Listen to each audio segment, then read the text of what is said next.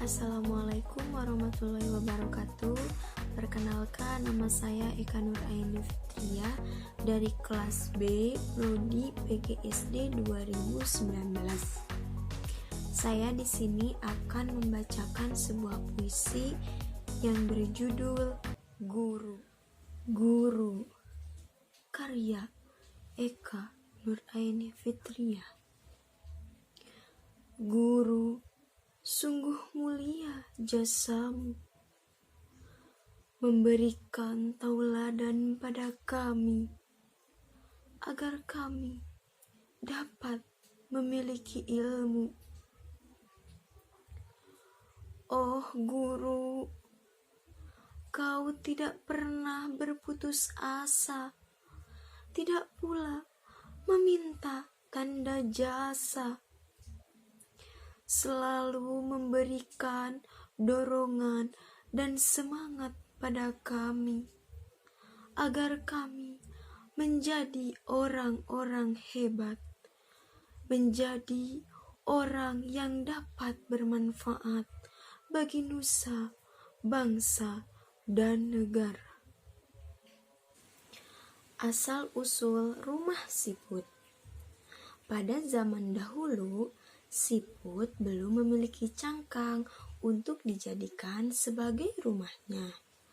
Ketika itu, hujan turun dengan sangat deras. Saat itu pula, siput pun kehujanan dan ia merasa kedinginan. Oleh sebab itu, ia memutuskan untuk pergi berteduh di bawah pohon. Tetapi berlindung di bawah pohon itu, siput tetap merasa kedinginan dan dia pun masih basah kuyup. Nah, sejak saat itulah siput akhirnya memutuskan untuk pergi mencari tempat tinggal. Suatu hari, siput berjalan untuk mencari tempat tinggal. Dan saat itu pula, ia melihat ada sebuah pohon besar dan langsung ia menghampirinya. Nah, di situ ada sebuah lubang besar. Kemudian siput masuk ke dalam lubang tersebut. Ia akhirnya bahagia karena dapat menemukan tempat tinggal. Nah, saat itu siput langsung pergi ke dalam lubang tersebut. Tiba-tiba dalam lubang tersebut ternyata sudah ada yang mengisinya. Jadi saat itu pula siput disuruh untuk meninggalkan tempat tersebut. Saat itu pula siput kembali melanjutkan perjalanannya.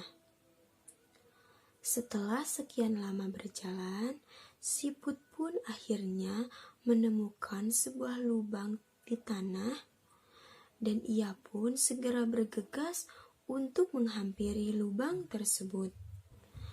Kemudian, siput sangat bersemangat untuk masuk ke dalam lubang tersebut. Di dalam lubang tersebut, siput merasa gelap.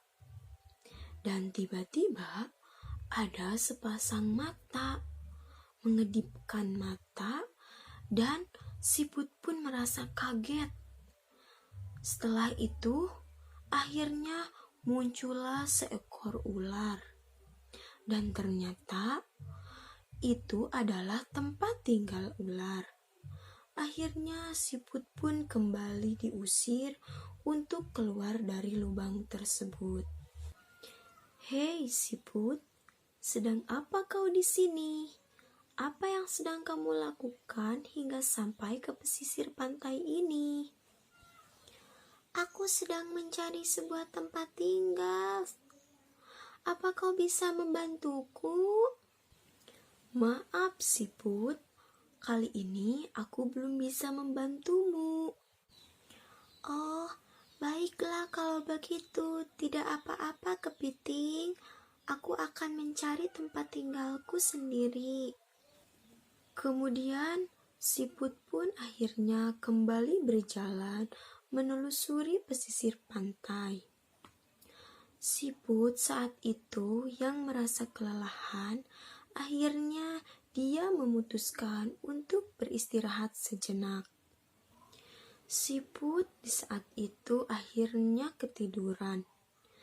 Saking nyenyaknya, Siput tidak merasa bahwa dirinya itu terbawa oleh arus air laut dan Siput pun terdampar di seberang. Setelah itu, Siput akhirnya terbangun dari tidurnya dan ia merasa kebingungan karena mengapa dan bagaimana ia bisa sampai di seberang sana. Siput pun kembali melanjutkan perjalanannya untuk mencari tempat tinggalnya. Saat ia sedang berjalan, ia tiba-tiba menemukan sebuah cangkang kosong yang cantik. Kemudian, ia langsung mencoba cangkang tersebut. Ia mencobanya sambil berjalan di pesisir pantai. Siput berpikir bahwa cangkang tersebut sepertinya cocok untuk dirinya dan dijadikan sebagai tempat tinggal. Akhirnya, Siput pun sekarang merasa bahagia karena sudah memiliki tempat tinggal. Dan sejak itulah Siput dikenal sampai sekarang dengan hewan yang memiliki cangkang.